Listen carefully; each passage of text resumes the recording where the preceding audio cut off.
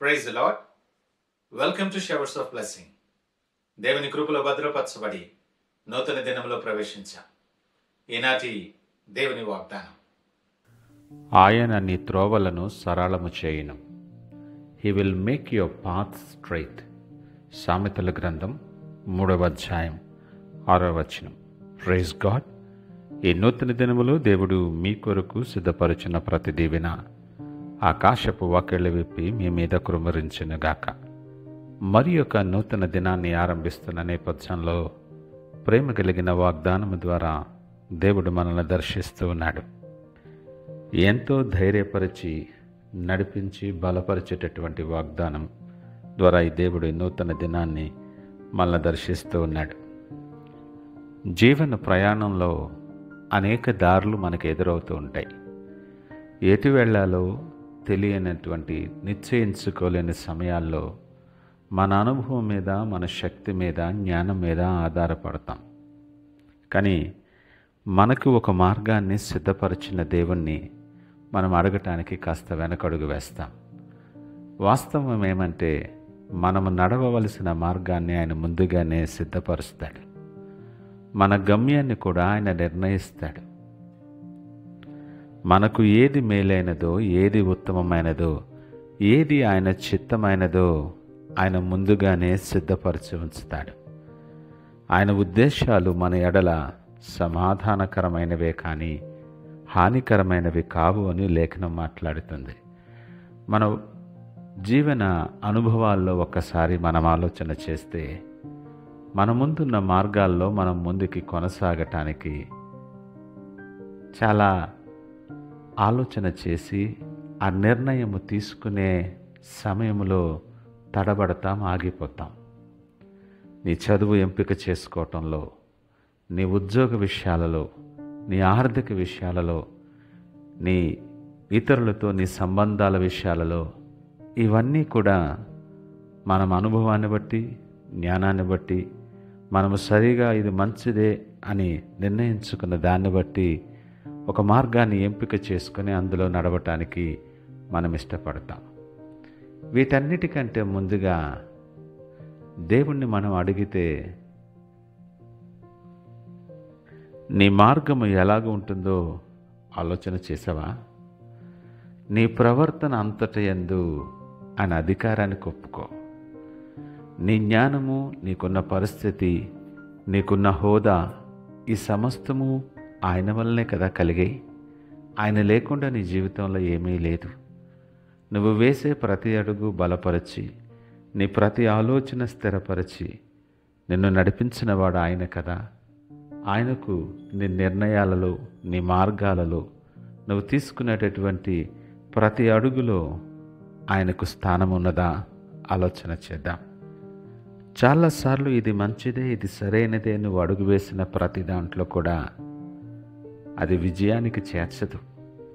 అనేక అడ్డంకులు, ఇరుకులు, ఇబ్బందులు, మనము తడబడేటటువంటి పరిస్థితి ఎదురవుతూ ఉంటుంది. కారణమేంటో ఆలోచన చేసావా? దేవుని వాక్యాన్ని, ఆయన మాటలను నిర్లక్ష్యము చేసి వెళ్తున్నవేమో. దావీదు అంటాడు, నీ వాక్యము నన్ను బ్రతికించింది, బాధలో నాకు అదే నెమ్మది కలుగు చేసింది, నా మార్గముల మీద వెలుగు ప్రకాశింపచేసి నన్ను నడిపించింది. ఈ ఉదయకాలం ఈ మాటలు వింటున్న ప్రియ దేవుని జనాంగమా, నీవెవరివైనా, నువ్వు ఏ పరిస్థితుల్లో ఉన్నా, నువ్వు విద్యావంతుడివి కావచ్చు, ఉన్నత స్థితిలో ఉండొచ్చు, మరి దీనస్థితిలో ఉండొచ్చు. నీ మార్గాలు సరళము చేయగలిగిన సమర్థుడు ఆయన మాత్రమే. నీ మార్గాలు తప్పుదారి పడకుండా, నీ మార్గాల్లో ఉన్న ప్రతి అడ్డంకిని తొలగించి నీకు అనుకూలమైన మార్గాన్ని ఏర్పాటు చేయగలిగిన వాడు ఆయనే. నీ జ్ఞానాన్ని బట్టి, నీ ప్రయత్నాన్ని బట్టి దారులన్నీ మూసుకుపోయి ఉండొచ్చు, కానీ యేసయ్య అరణ్యములో కూడా త్రోవ కలుగు చేయగలిగిన సమర్థుడు. మన జీవితంలో దేవునికి కనుమరుగైనటువంటిది ఏమీ లేదు.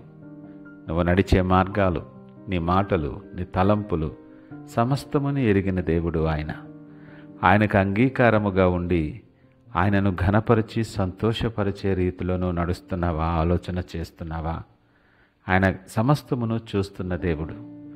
ఆయనకిష్టమైన మార్గాలలో నువ్వు నడవగలిగినప్పుడు నీ కలలను, నీ ఆశయాలను నెరవేర్చే మార్గంలో ఆయన నడిపిస్తాడు. శోధన నుండి తప్పించి నీ మార్గములో విజయాన్ని సాధించే రీతిలో నిన్ను నడిపిస్తాడు. నీకు కనబడినటువంటి గమ్యం దాన్ని ఖచ్చితంగా చూపించే మార్గముగా నీ మార్గముల మీద వెలుగు ప్రకాశింపచేస్తాడు. మరి మనం ఎలాగూ సరిచేసుకోవాలి అనగా, నీ ఎడల ఆయన చిత్తమేంటో తెలుసుకోవటానికి ప్రయత్నించు. ఆయన ప్రతి ఆజ్ఞను, వాక్యానుసారమైన జీవితాన్ని విధేయత కలిగి నువ్వు అనుసరించటం ఆరంభించు. ప్రతి విషయం చిన్నదేలే, ఇది కూడా అడగాల అని నిర్లక్ష్యం చేయకుండా ఆయనను ప్రార్థనలో అడగటం అలవాటు చేసుకుందాం. ఆయన వాక్యం నిన్ను నడిపిస్తుంది. దావీదు సాక్ష్యాన్ని జ్ఞాపకము చేసుకుందాం.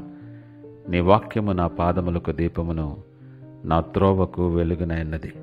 అది ఎప్పుడైతే నీకు కూడా అలాంటి సాక్ష్యం ఉంటుందో నీ త్రోవలు సరళము చేయబడతాయి. నువ్వు అడుగుపెట్టు స్థలము దీవించబడతావు. సరళమైన మార్గములో, దీవెనకరమైన మార్గాల్లో నడిచి ఎంతో ఉన్నతమైన స్థానానికి, ఎక్కలేనంత ఎత్తుకు ఆయన ఎక్కించడానికి ఇష్టపడుతున్నాడు. ఈ నూతన దినం ఆ గొప్ప దీవెన స్వతంత్రించుకొనలాగిన ప్రార్థనతో ఆరంభిద్దామా? ప్రార్థించుకుందాం. పరిశుద్ధుడు, ప్రేమ నమ్మకమైన మా యేసయ్యా, స్తోత్రాలు. ఈ ఉదయకాల సమయం మాతో మీరు మాట్లాడారు, మీకు వందనాలు. అవును ప్రభువా, అనేక సార్లు నీ చిత్తము లేకుండా మా ఇష్టానుసారముగా ప్రభువా మేము ప్రయాణం చేశాం.